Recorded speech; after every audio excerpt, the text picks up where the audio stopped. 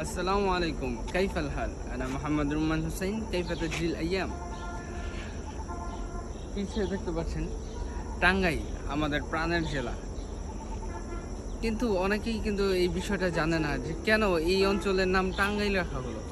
সেটা হচ্ছে যে টান শব্দের একটি অর্থ হচ্ছে উঁচু, আর এই অঞ্চলে একটা সময়ে আইল ছিল, মানে একটা সময় এই অঞ্চলে ক্ষেত বেশ ওই যে মানে জমি ক্ষেতের যে আইল থাকে সেই আইলগুলো ছিল, যার কারণে এখানে এর মধ্যে একটি আইল ছিল হচ্ছে একটু উঁচু এবং মানে একটু প্রশস্ত।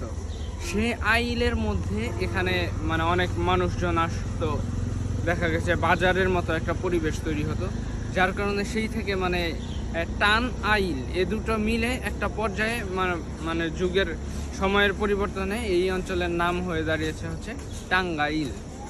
এই হচ্ছে